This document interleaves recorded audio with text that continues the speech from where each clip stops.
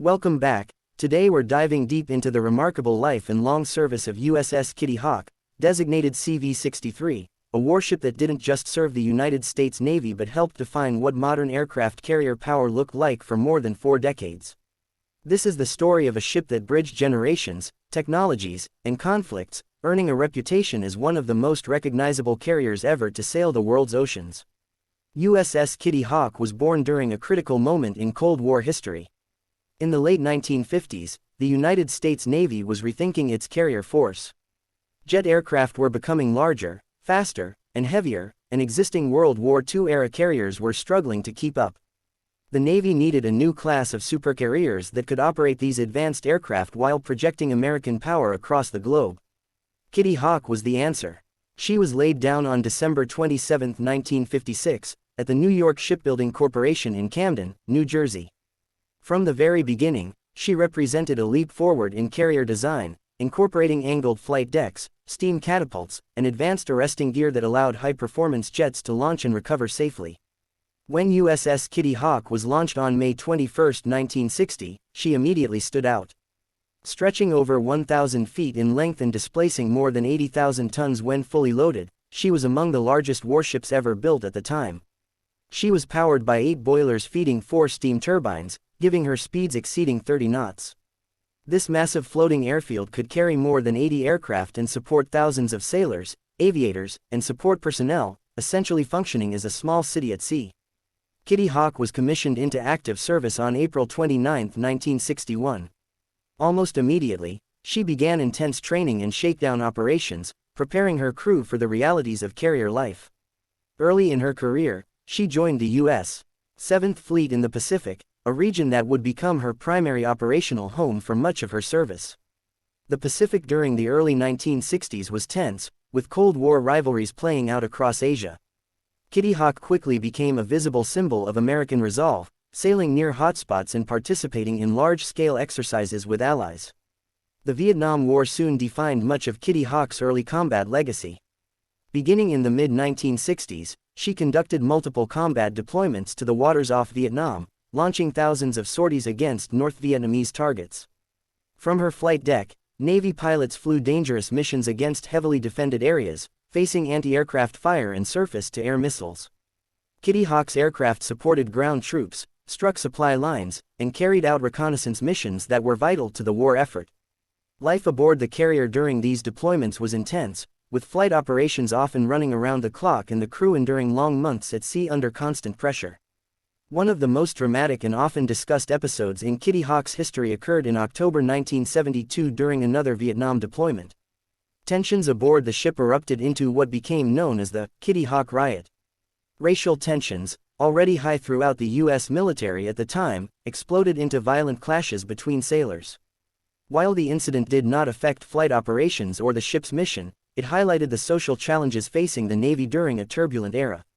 The event led to serious reflection and reforms within the service, making Kitty Hawk not just a participant in military history but also in the broader social evolution of the armed forces.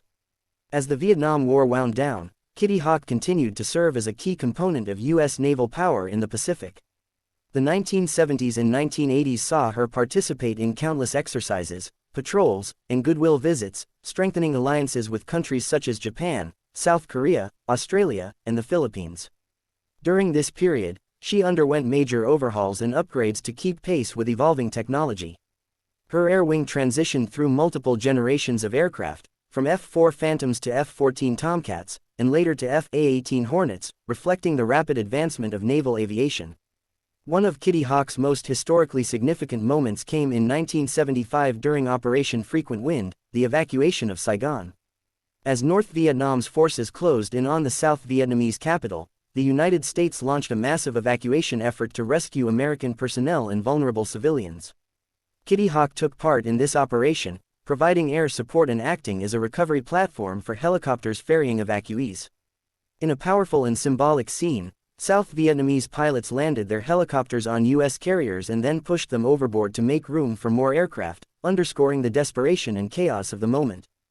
Kitty Hawk's role in this operation cemented her place in the final chapter of the Vietnam War.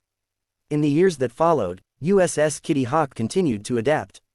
She underwent extensive modernization programs, including the Service Life Extension Program, which upgraded her electronics, propulsion systems, and living conditions for the crew.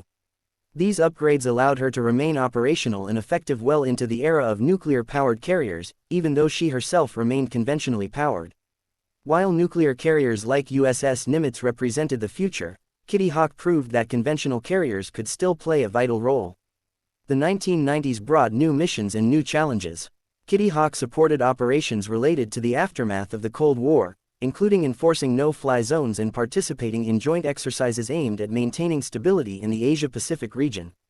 She became a familiar sight in ports across Asia, often serving as a floating ambassador of the United States. Her presence reassured allies and reminded potential adversaries of America's ability to project power far from its shores. One of the most unique chapters in Kitty Hawk's career began in 1998 when she replaced USS Independence as the forward-deployed aircraft carrier based in Yokosuka, Japan. This made Kitty Hawk the only permanently forward-deployed carrier in the U.S. Navy at the time. Living and operating from Japan placed enormous demands on both the ship and her crew, as operational tempo was high and maintenance windows were limited. Despite these challenges, Kitty Hawk excelled in her role, responding quickly to regional crises and participating in numerous multinational exercises. During this period, Kitty Hawk played a role in monitoring tensions on the Korean peninsula. In 1998, she was deployed to the Sea of Japan following reports of North Korean missile activity. Her presence sent a clear signal of U.S. readiness and commitment to regional security. Throughout the early 2000s, she continued to support operations related to counterterrorism and regional stability in the wake of the September 11 attacks, even as newer carriers entered service. By the mid-2000s, however, it was clear that Kitty Hawk's long and demanding career was nearing its end. Advances in technology, the increasing dominance of nuclear-powered carriers, and the sheer wear and tear of decades at sea all pointed toward retirement. Even so, she continued to serve with distinction right up to her final years. In 2007, she was relieved in Yokosuka by USS George Washington, a nuclear-powered carrier, marking the end of an era. USS Kitty Hawk was officially decommissioned on January 31, 2009, after nearly 48 years of active service. Few warships in history can claim such longevity or such a diverse operational record. From the height of the Cold War through the Vietnam War, the end of the Cold War, and into the 21st century, Kitty Hawk remained relevant, capable, and respected. After decommissioning, Kitty Hawk entered a long and uncertain post-service phase. Like many retired carriers, she was placed in reserve, awaiting a final decision on her fate. For years, she remained moored, stripped of usable equipment but still imposing in size and presence. Sailors who once served aboard her often spoke of the ship with deep affection, recalling not just missions and deployments, but friendships, hardships, and moments that defined their lives. USS Kitty Hawk's legacy is not just about steel and machinery. It's about the hundreds of thousands of sailors and aviators who called her home, sometimes for months at a time, far from family and land. It's about the evolution of naval aviation, the shifting nature of global conflict, and the human stories that unfold aboard a warship operating at the edge of history. She was a symbol of American sea power, a tool of diplomacy, and at times, a frontline combat platform. Today, even as newer carriers dominate the headlines, the story of USS Kitty Hawk remains deeply relevant. She represents a generation of ships that carried the Navy through one of the most complex and transformative periods in modern history. Her name, taken from the place where the Wright brothers first achieved powered flight, was fitting for a ship that launched so many aircraft into the skies and carried the legacy of aviation forward. As we look back on USS Kitty Hawk, we're reminded that history is not only shaped by battles and technology, but by endurance, adaptation, and the people who serve. Kitty Hawk didn't just sail the oceans, she carried the weight of history on her deck, leaving a wake that will be remembered long after her steel has faded.